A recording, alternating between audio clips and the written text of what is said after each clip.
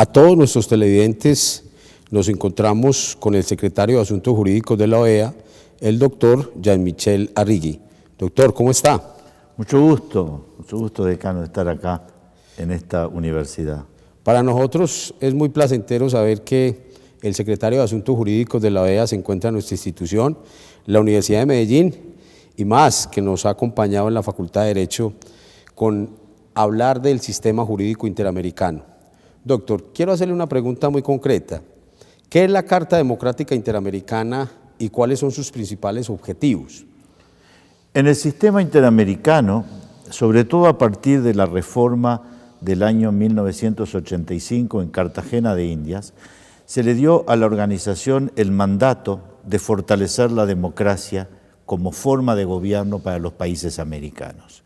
A partir de ahí se empezaron a establecer una serie de normas en el caso de que hubiese una ruptura del orden democrático. En 1990 se aprobó una primera resolución, luego se incorporó eso a la Carta de la OEA y en el año 2001 la Cumbre de Jefes de Estado y de Gobierno de las Américas reunida en Quebec le encomendaron a la OEA la elaboración de una Carta Democrática que tuviese en cuenta primero, cuáles son los elementos constitutivos de la democracia representativa y segundo, los mecanismos por los cuales se podían fortalecer a los países en caso de quebrantamiento, en caso de debilitamiento de las instituciones, frente a nuevos riesgos que eran muy distintos a lo del clásico golpe de Estado militar, que era lo que estábamos acostumbrados. Ya habíamos tenido en Perú en el año 92 lo que se conoció como el autogolpe del presidente Fujimori, donde el presidente es quien viola el orden constitucional, pero el presidente democráticamente electo se mantenía en el poder. Es así como en el año 2001 la OEA elabora este instrumento, crea un grupo de trabajo que presidió en su momento el embajador de Colombia, en ese momento ante la OEA, el doctor Humberto de la Calle, y el 11 de septiembre del 2001, reunidos en una asamblea general en Lima, Perú, se aprobó este documento. Este documento contiene muchos artículos sobre distintos temas. Uno, cuáles son los elementos de la democracia, la separación de poderes, el respeto a la libertad de expresión, el respeto a los derechos humanos, elecciones periódicas, todo lo que nosotros conocemos como democracia representativa. Luego estableció distintas hipótesis en las cuales la Organización de Estados Americanos podía ayudar a los países enfrentados a una crisis institucional o ante la amenaza de una crisis institucional. Primer caso es cuando un país viene a la OEA y pide ayuda. Dice, en mi país yo estoy viviendo un problema institucional, quiero que me ayuden, y la OEA entonces envía misiones en función de la crisis que se esté viviendo. Esa es la primera hipótesis. La segunda hipótesis es cuando el gobierno los otros gobiernos de los Estados miembros de la OEA dicen, en tal país se está produciendo la amenaza de una crisis institucional, tenemos que ayudarlo. Y el país donde se está viviendo esa situación acepta ese diagnóstico y dice, es cierto, acepto vuestra ayuda. Y se envían misiones. La tercera hipótesis es cuando en un determinado país se vive una crisis institucional, esta es conocida por todos, por la comunidad en su conjunto, por los demás estados, pero ni el país donde se produce esa crisis solicita ayuda, ni ante el diagnóstico de los demás ese país acepta ayuda. En esa tercera hipótesis, tanto cualquier otro gobierno como el propio secretario general de la organización tienen la posibilidad de llevar esa situación ya no al gobierno, porque el gobierno no aceptó la ayuda, sino ante el Consejo Permanente y la Asamblea General de la organización. Y la cuarta hipótesis era la hipótesis tradicional, es decir, cuando se produce un golpe de Estado, cuando ya no hay gobierno. Entonces, las medidas previstas es la suspensión, el no reconocimiento a las autoridades de facto y buscar los mecanismos para restablecer la democracia. Esas son las cuatro hipótesis. ¿Se ha aplicado la Carta Democrática? Se ha aplicado numerosas veces. En el año 2001 se aprobó la Carta Democrática, en el año 2002 se da el primer caso, que es un golpe de Estado que dura 48 horas en Venezuela. Se reúne el Consejo Permanente, en ese momento el secretario general de la OEA era el expresidente César Gaviria, el embajador de Colombia era Humberto de la Calle, quien escribió un libro sobre ese hecho, que se llama El día que renunció Chávez, creo que es textual casi el título. El presidente Chávez volvió al poder 48 horas o menos de 48 horas después, entre medio el Consejo estaba reunido y el gobierno del presidente Chávez acepta la aplicación de la Carta Democrática y se establece en Caracas una mesa de diálogo integrada por el secretario general César Gaviria y el expresidente de Estados Unidos, Jimmy Carter. En otros conflictos, en el caso del presidente Bolaños en el año 2004 y 2005 de Nicaragua, solicitó la ayuda de la organización frente a un enfrentamiento de poderes que tenía con el Parlamento y la ayudó. En el caso de Ecuador hubo una situación similar. En el 2009 en Honduras se produce la hipótesis, hasta ahora estábamos en hipótesis de apoyo a gobiernos que lo pedían. Perdóname, doctor, sí. Me gustaría que luego de nosotros ir a una pausa, como que nos enfrascáramos en esos temas, concretamente cómo ha aplicado la OEA toda esta Carta Democrática en cada uno de esos asuntos. Perfecto.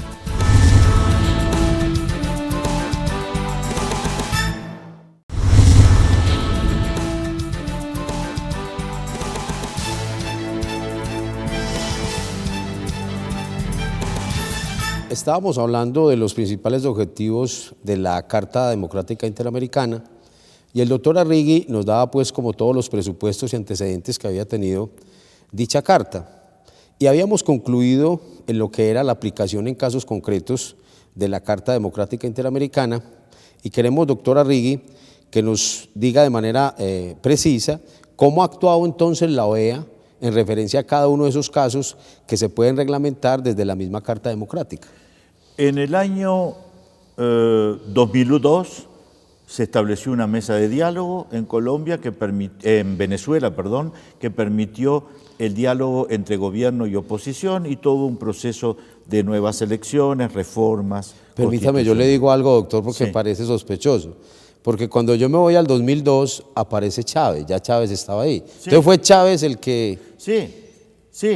No, se nota raro, ¿cierto? Sí, fue el gobierno de Chávez. El gobierno de Chávez tuvo una participación muy importante en la redacción de la Carta Democrática y participó en su aprobación.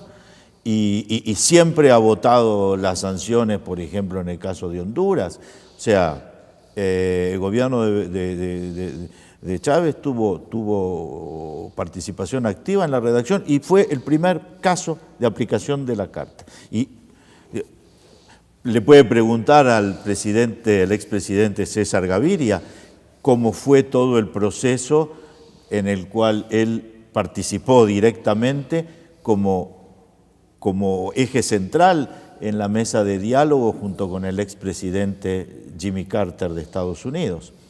En otros casos, como fueron las situaciones en el gobierno del presidente Bolaños en Nicaragua, había un enfrentamiento, él había perdido la mayoría del poder, la mayoría del apoyo parlamentario, y eso estaba generando la adopción de una cantidad de leyes que debilitaban fuertemente sus atribuciones.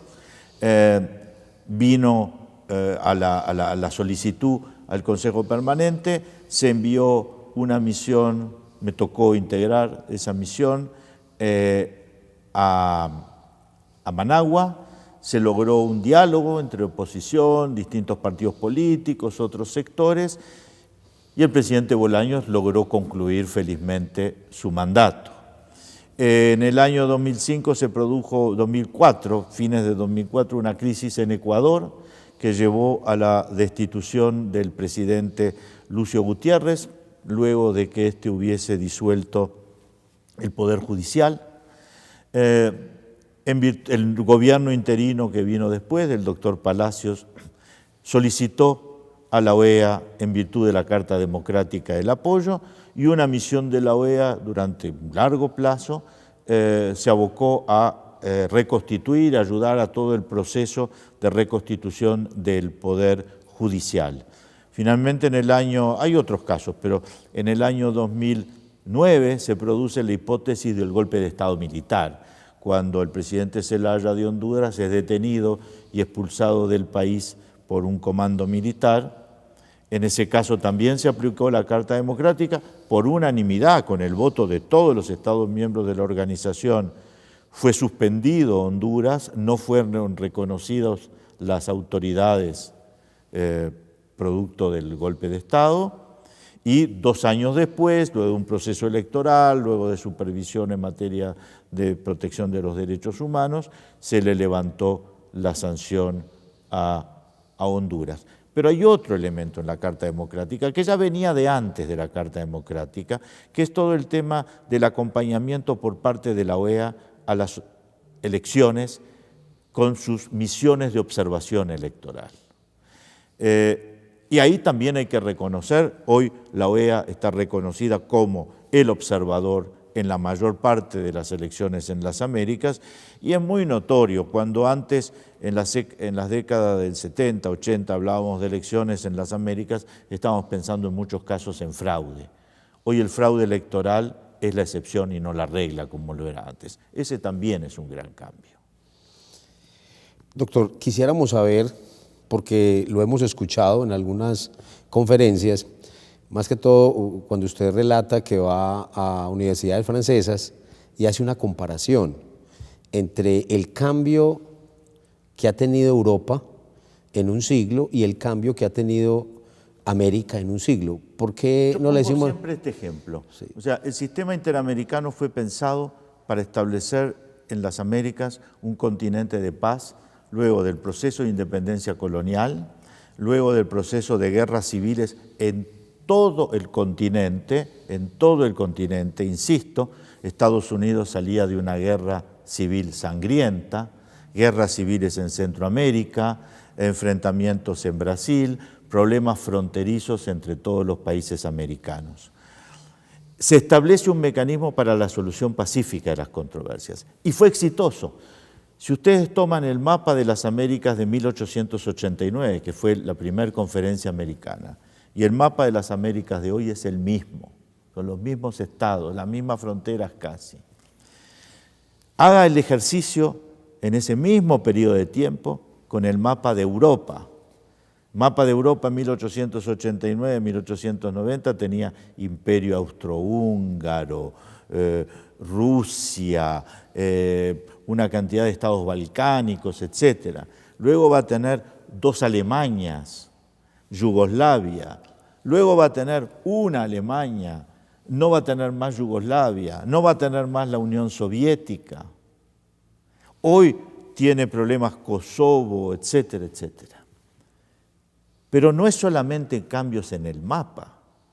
En los cambios en el mapa de Europa, en cada uno de esos cambios, hay millones de muertos. Eso no ocurrió en el continente americano. Y eso no es poca cosa. Hemos sido a lo largo del siglo XX el continente más pacífico en las relaciones entre estados. Nuestros problemas han sido al interior de los estados, pero entre los estados, todos nuestros estados han solucionado siempre sus diferendos por algún medio pacífico de solución de controversia, sea mediante un tratado bilateral, sea mediante el arbitraje, sea mediante el recurso a la Corte Internacional de Justicia. Nos gusten o no nos gusten después los fallos, pero no hemos ido a la guerra. Eso no es poca cosa. Y eso yo creo que nosotros, los americanos, no lo valoramos debidamente. Doctor, no podíamos continuar esta entrevista porque sé que es un tema candente a nivel de todas las Américas y es el tema de Venezuela. Quisiéramos que después de una pausa usted nos hablara cuáles son las apreciaciones jurídicas y políticas que tiene la OEA frente al caso Venezuela.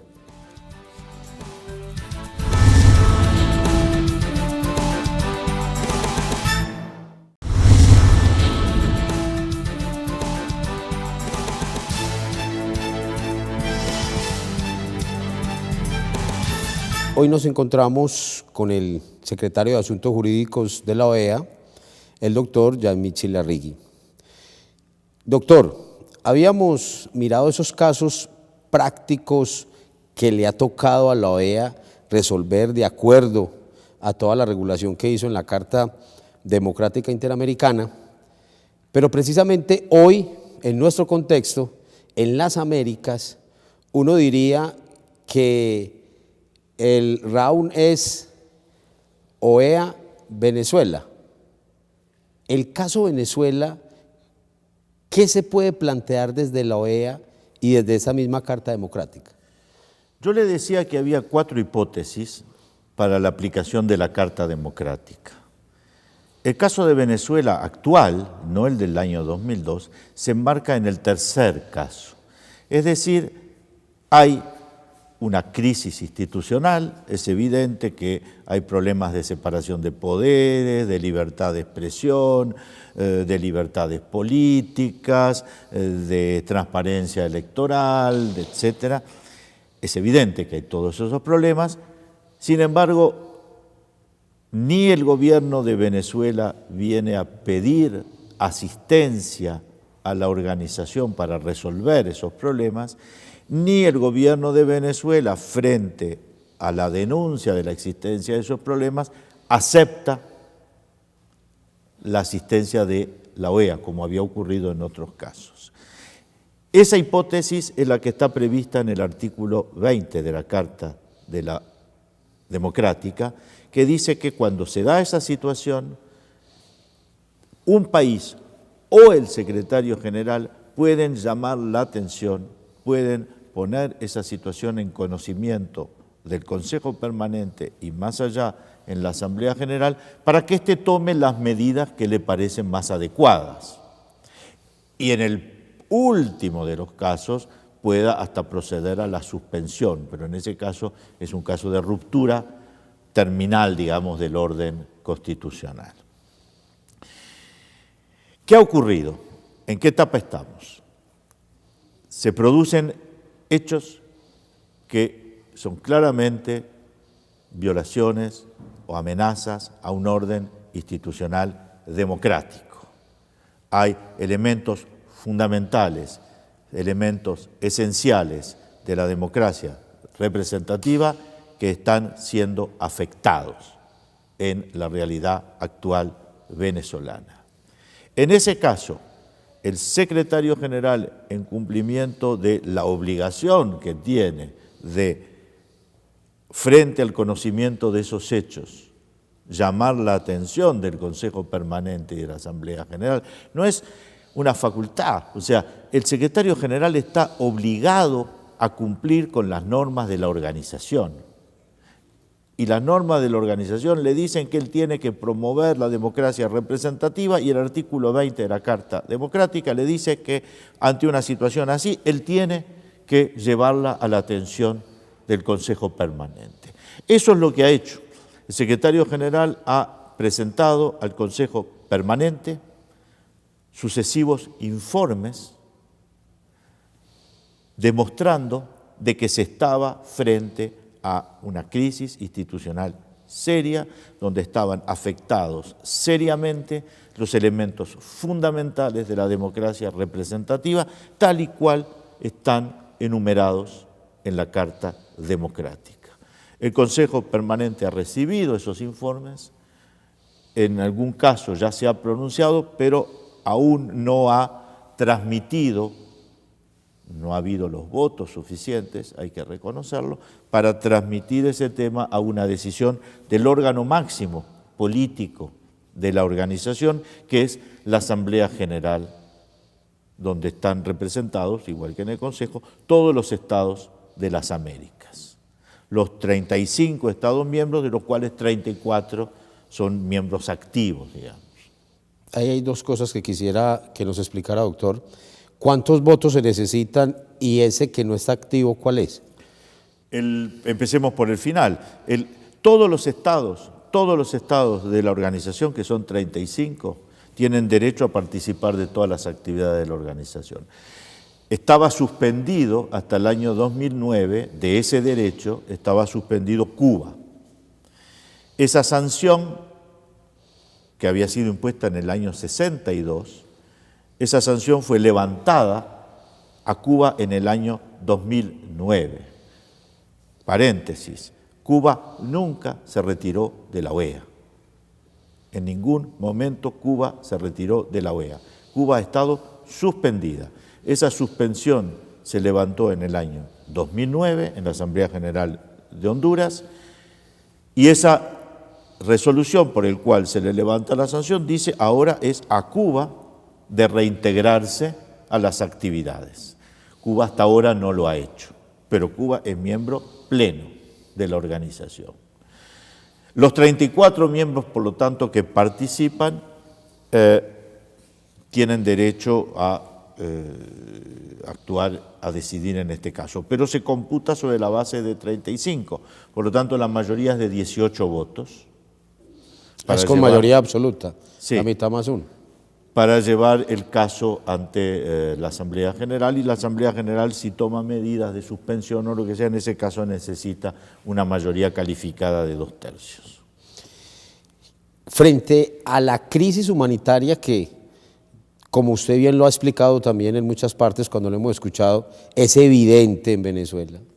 Frente a esa crisis humanitaria, la OEA no puede retomar otros mecanismos que la Carta le permita para poder frenar algo de ello. Lo que ha hecho la OEA es, el secretario general ha puesto en manos de los Estados miembros, o sea, la OEA es la suma de los países miembros de la organización, no es una entelequia distinta a la voluntad de los países miembros. Y los países miembros en la OEA se rigen por decisiones que toman entre ellos por mayorías. Es decir, si no hay voluntad mayoritaria de los Estados miembros de la organización, no hay decisión. Esa es una cosa. Esa es una responsabilidad de los órganos políticos, que se regulan por mayorías. La otra es el secretario general, además de invitar a los Estados miembros a que actúen en base a las normas que los regulan, el secretario general, a través de esos informes, ha puesto también en conocimiento de la opinión pública esta situación. Y hay otro órgano de la organización, que también es parte de la OEA, que ha tenido numerosos pronunciamientos sobre la situación interna en Venezuela, que es la Comisión Interamericana de Derechos Humanos, que ha conocido numerosos casos, que ha presentado informes sobre la situación de los derechos humanos en Venezuela. Estos informes también van a la opinión pública, por un lado, y a los órganos políticos, a la Asamblea General y al Consejo Permanente, para que en base a eso tengan más elementos aún para tomar decisiones. Pero las decisiones de los órganos políticos ya no dependen del secretario general, son la OEA entendida como la suma de voluntades de los Estados miembros.